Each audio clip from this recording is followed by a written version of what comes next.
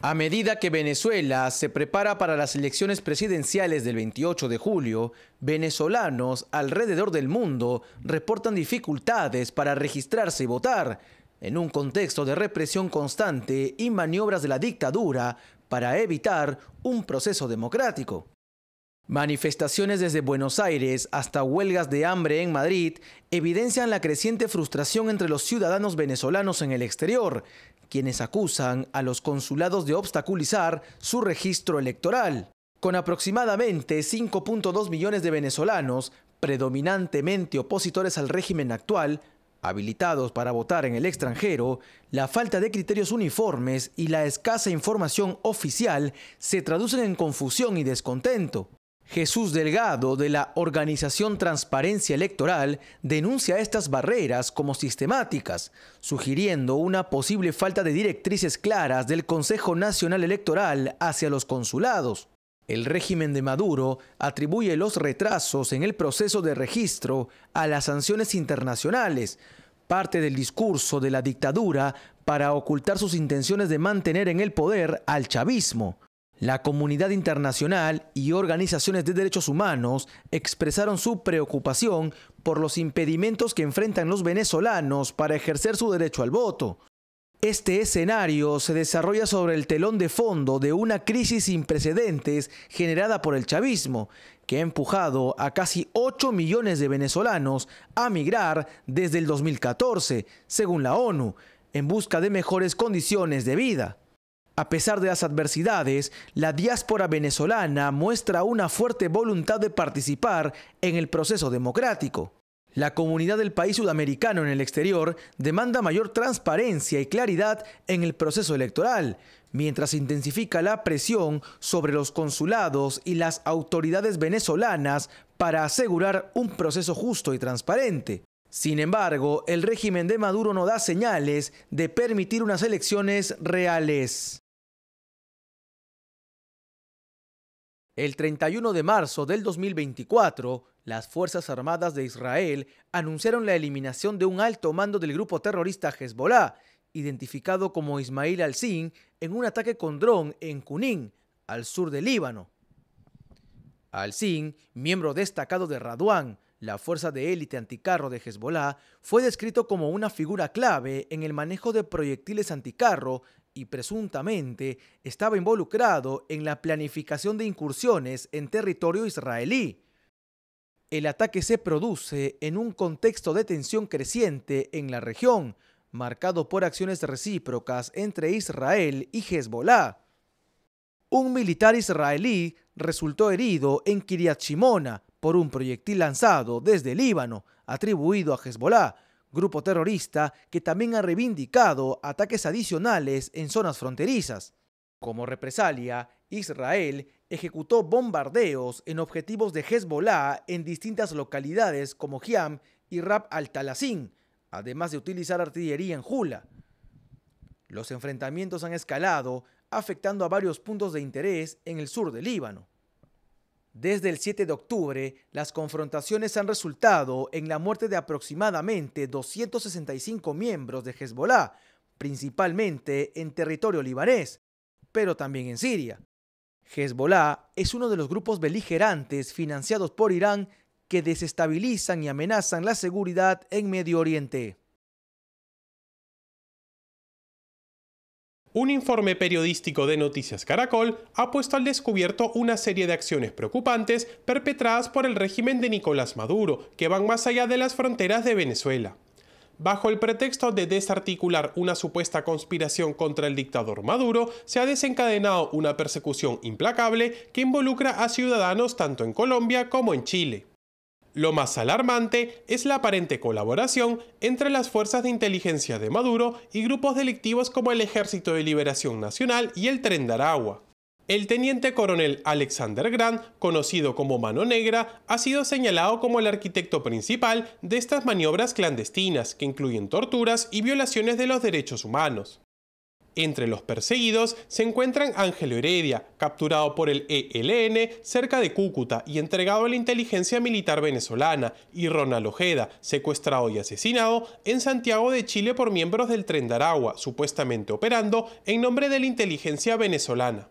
Pablo Parada, por su parte, logró eludir un intento de secuestro en Bogotá, atribuido a una organización delictiva asociada al régimen de Maduro. Las revelaciones sobre los vínculos entre la inteligencia venezolana y grupos ilegales han suscitado reacciones en Colombia, donde figuras políticas como el concejal Daniel Briceño han cuestionado la respuesta del presidente Gustavo Petro y el ministro de Defensa, Iván Velásquez. Estas revelaciones evidencian la gravedad de la situación en Venezuela y la amenaza que representa el régimen de Maduro para la estabilidad regional, y también demuestra que Nicolás Maduro es capaz de pactar con grupos delictivos con el objetivo de secuestrar e incluso asesinar a opositores a su gobierno.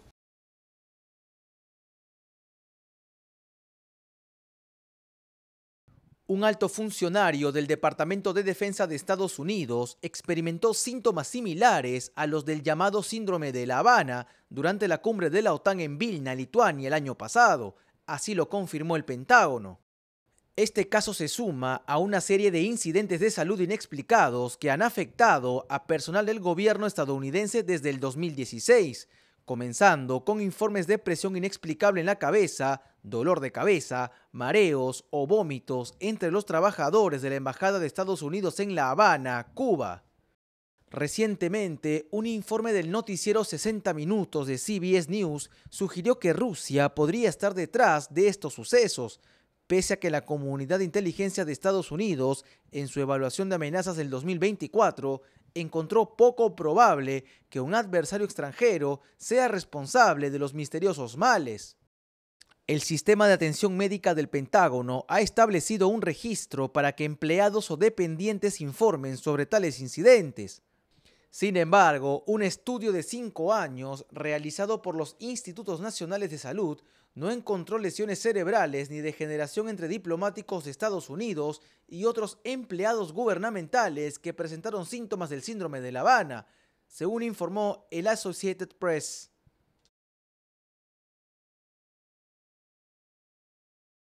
La líder opositora María Corina Machado ha hecho un llamado a la acción global. Con las elecciones presidenciales del 2024 en el horizonte, donde se presenta como la favorita, Machado busca movilizar no solo a los ciudadanos dentro del país, sino también a la extensa diáspora venezolana. Este llamado a la movilización, programado para el 6 de abril, lleva el lema Elecciones libres para Venezuela, enfocándose en la lucha contra el bloqueo electoral y la violación de derechos humanos por parte de la dictadura de Nicolás Maduro, que la ha impedido de participar en las elecciones. Machado, cuya popularidad ha crecido tanto a nivel nacional como internacional, enfatiza la importancia de la participación en este evento como un medio para demostrar al mundo la determinación de los venezolanos para reclamar sus derechos democráticos. Se dirigió a los venezolanos en el exterior y dijo que tienen derechos a elecciones limpias y libres. Destacó además los avances logrados y la necesidad de continuar luchando por el reconocimiento internacional y el apoyo para asegurar un proceso electoral justo. Esta convocatoria no solo busca reunir a los venezolanos alrededor del mundo en una protesta contra la dictadura de Maduro, sino también resalta la unidad y la fuerza de la oposición venezolana. A través de esta movilización global, Machado y sus seguidores buscan enviar un mensaje claro sobre la urgencia de restaurar la democracia y el respeto por los derechos humanos en Venezuela. El mensaje de Machado es tanto de urgencia como de esperanza, con un rechazo firme al bloqueo electoral y a cualquier intento del régimen de Maduro de manipular el proceso electoral. La líder opositora insta a los venezolanos a mantenerse firmes en su demanda de un futuro democrático y justo para su país.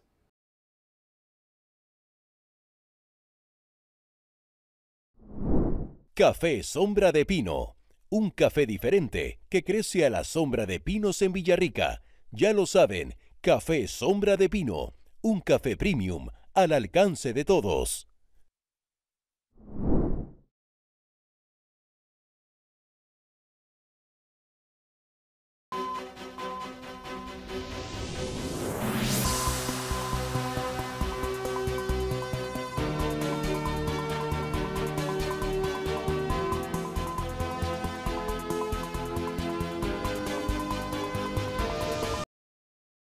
El expresidente colombiano Iván Duque criticó duramente a la Organización de Estados Americanos por su pasividad frente a las acciones dictatoriales del régimen de Nicolás Maduro en Venezuela. Duque señaló el silencio y la suavidad de la OEA ante la situación en Venezuela, cuestionando la falta de firmeza del organismo para defender la democracia y los derechos humanos en la región. Recordó que la OEA invocó la Carta Democrática en el 2016 y 2019 para Venezuela y Nicaragua, respectivamente, pero hasta la fecha no se han tomado medidas efectivas. Duque expresó su preocupación por la reciente arremetida del régimen de Maduro contra la oposición democrática venezolana, incluyendo la inhabilitación de candidatos presidenciales y la represión de sus equipos de campaña. El exmandatario colombiano enfatizó la necesidad de una OEA que no sea contemporizadora con las dictaduras en la región, sino que actúe de manera firme para promover la democracia y proteger los derechos humanos. Por ello, abogó por una acción contundente de la comunidad internacional para rechazar el próximo proceso electoral en Venezuela y restablecer todas las sanciones contra el régimen de Maduro. Además, advirtió sobre las consecuencias devastadoras de la inacción internacional, incluyendo una nueva ola de migración masiva de venezolanos que han perdido toda esperanza en su país. Duque hizo un llamado a la comunidad internacional para que actúe de manera decisiva y evite un mayor deterioro de la situación en Venezuela.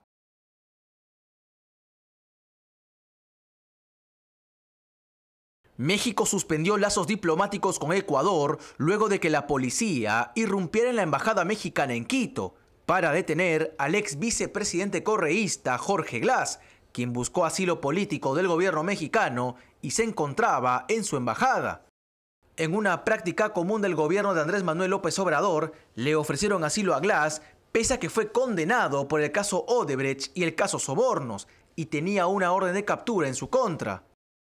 Ecuador, bajo la administración del presidente Daniel Noboa, ha demostrado su compromiso con el Estado de Derecho y la justicia, al adoptar una postura intransigente contra las figuras políticas implicadas en actos de corrupción. La detención de Glass, quien fue condenado en 2 ocasiones por corrupción y buscaba asilo político alegando persecución, es parte de esta decisión. Sin embargo, al realizar una operación en una embajada, esto ha generado problemas a nivel internacional. Por ello, México decidió suspender sus lazos diplomáticos con Ecuador. Este hecho ocurre a poco tiempo de que el gobierno de Quito declarara al embajador mexicano persona non grata y le ordenara marcharse del país. Esto luego de que el presidente mexicano Andrés Manuel López Obrador sugiriera que la victoria de Daniel Noboa sobre el correísmo en las elecciones ocurrió por manipulación. A esto se sumó el ofrecimiento de asilo al correísta Jorge Glass. Esta no es la primera vez que el gobierno mexicano protege a líderes del socialismo del siglo XXI. De hecho, en el 2022 ofrecieron asilo a la familia del encarcelado expresidente del Perú, Pedro Castillo, luego de que hiciera un golpe de Estado en diciembre de ese año. Además, Castillo se dirigía a la embajada mexicana cuando fue interceptado y capturado. Ahora, el gobierno mexicano se encuentra en un abierto conflicto diplomático con países de la región que no son parte de su bloque radical. El ruido generado a nivel internacional por el gobierno de Andrés Manuel López Obrador ocurre en un contexto de violencia electoral grave en su país y asesinatos a participantes de las elecciones y líderes políticos.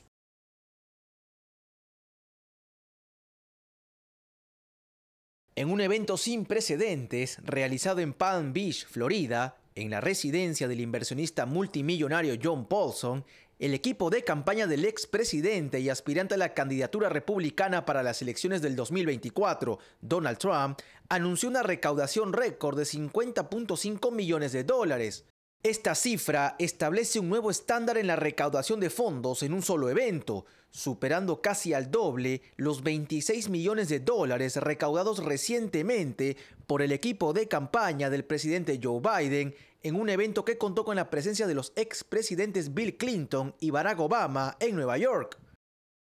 Este logro financiero se dio a conocer después de la participación de Trump en la conferencia conservadora CPAC 2024, subrayando la fortaleza de su campaña y el apoyo que continúa recibiendo. Los asesores de campaña de Trump, Chris LaCivita y Susie Wiles, afirmaron que este éxito recaudatorio es un claro indicativo de que cuentan con el mensaje, la operación y el capital necesario para llevar a Trump hacia la victoria en noviembre. El evento denominado Cena Inaugural de Liderazgo no solo marcó un hito en términos de recaudación de fondos, sino también señaló el creciente apoyo hacia Trump dentro del Partido Republicano.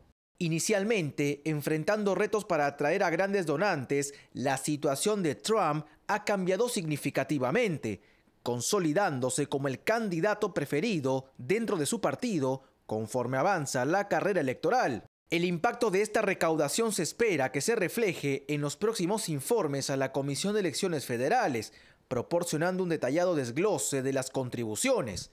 A medida que la campaña electoral avanza, este evento en Palm Beach resalta no solo la capacidad de recaudación de Trump, sino también el dinamismo y el compromiso de sus seguidores, con su visión de hacer que Estados Unidos vuelva a ser grande. En España, la Asociación de Fiscales ha emitido un comunicado revelando tensiones con el fiscal general del Estado, Álvaro García Ortiz, relacionadas con la propuesta de ley que busca eliminar los delitos vinculados al proceso independentista catalán y la solicitud de la Mesa del Senado para que el Consejo Fiscal emita un informe sobre la amnistía. La Asociación de Fiscales en España es una entidad profesional que representa y defiende los intereses de los fiscales españoles. Su función principal es promover el fortalecimiento del Ministerio Fiscal y la defensa de la independencia y autonomía de los fiscales en el ejercicio de sus funciones. Según la Asociación de Fiscales, García Ortiz ha evitado que el Consejo Fiscal se pronuncie sobre la propuesta de ley de amnistía para el proceso independentista catalán, pese a la petición reiterada del Senado. Además, han denunciado que el fiscal general no les informó sobre la última solicitud de la Mesa del Senado, lo que consideran una falta de transparencia. En respuesta, la Asociación de Fiscales ha elaborado un borrador de informe sobre la propuesta de ley de amnistía, en el que argumentan que esta medida vulnera principios fundamentales del Estado de Derecho, como el principio de separación de poderes y el principio de igualdad ante la ley. Además, consideran que la intervención del Consejo Fiscal para emitir informes sobre proyectos de ley no debería impedir que emita un informe sobre una proposición de ley solicitada por una de las cámaras legislativas. La asociación ha expresado su preocupación por la falta de respuesta del fiscal general a sus solicitudes y por la supuesta ocultación de información relevante al Consejo Fiscal. Afirma que la independencia y transparencia del Ministerio Fiscal son fundamentales para garantizar el Estado de Derecho y la democracia en España.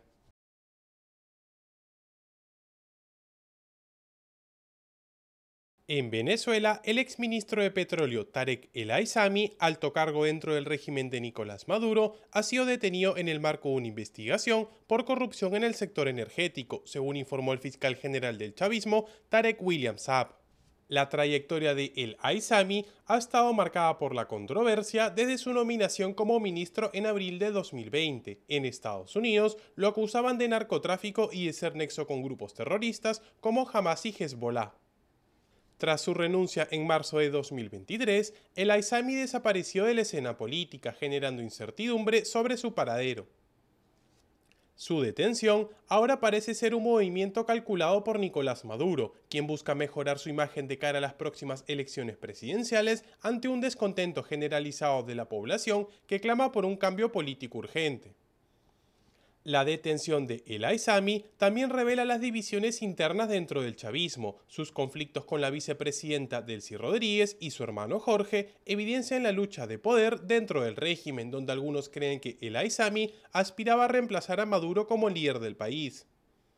Además, también han sido detenidos el exministro de Economía Simón Serpa y Samarc López, señalado como testaferro de Tarek El Aissami. A todos se les imputarán graves delitos, incluyendo la traición a la patria y la apropiación indebida del patrimonio público. Estas detenciones reflejan la profunda corrupción y descomposición moral que caracteriza al régimen chavista, sumiendo aún más a Venezuela en una crisis sin precedentes y dejando al descubierto la fragilidad de una dictadura que busca aferrarse al poder a cualquier costo.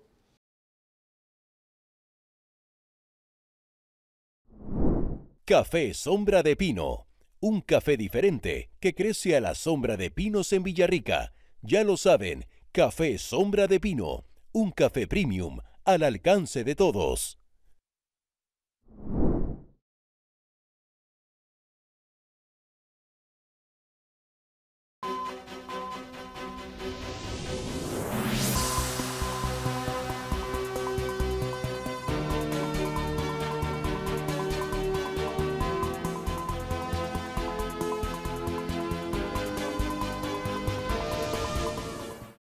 Francia se enfrenta a la urgencia de evitar una crisis presupuestaria que amenaza sus calificaciones crediticias y podría incluso desencadenar la caída del gobierno de Emmanuel Macron tras décadas de gastos excesivos.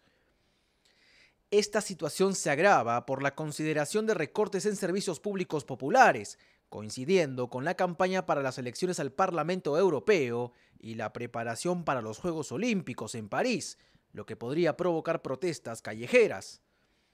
Pese a que el gasto estatal ha alcanzado un máximo del 57% del Producto Nacional en los últimos años, el más alto entre las economías desarrolladas, la identificación de áreas para recortar será difícil. Entre los servicios señalados por el ministro de Finanzas Bruno Le Maire se encuentra el transporte médico, que incluye los taxis privados utilizados por miles de pacientes franceses diariamente, con el Estado asumiendo la mayor parte de los costos. Le Maire argumenta que Francia ya no puede sostener estos gastos, considerando el elevado costo anual del transporte médico para la población envejecida. Sin embargo, los taxistas, molestos por la congelación de las tarifas reguladas por el Estado desde el 2018, han protestado y han bloqueado carreteras en importantes ciudades este año, con planes de más interrupciones antes de los Juegos Olímpicos.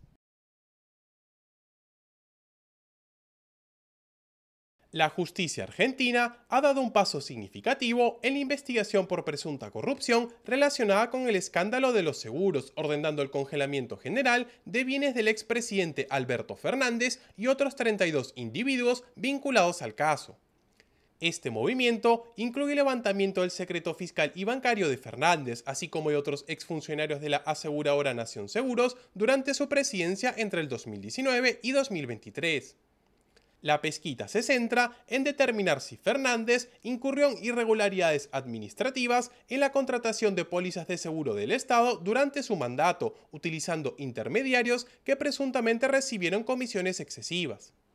Entre los exfuncionarios implicados se encuentran Alberto Pagliano, exdirector de Nación Seguros, y Héctor Martínez Sosa, esposo de la secretaria de Fernández, María Marta Cantero. El juez encargado del caso, Julián Ercolini, destacó la sospecha de que el vínculo entre Martínez Sosa y Cantero pudo haber influido en la intermediación de seguros entre entes estatales y Nación Seguros. La medida también afecta a empresas vinculadas a la intermediación, como Bachelier, San Ignacio y Castello Mercury, prohibiéndoles vender o disponer de sus bienes. El fiscal Carlos Rívoro busca evidencias sobre la posible entrega de contratos de seguro a la empresa de Martínez Sosa, una de las más favorecidas. Los intermediarios señalan que recibieron comisiones millonarias, representando más del 80% del total de comisiones pagadas por Nación Seguros desde el 2020. Actualmente Argentina intenta recuperarse de la crisis económica que se acentuó bajo el gobierno izquierdista de Alberto Fernández, en donde la pobreza superó el 40% y la inflación fue una de las más altas del mundo.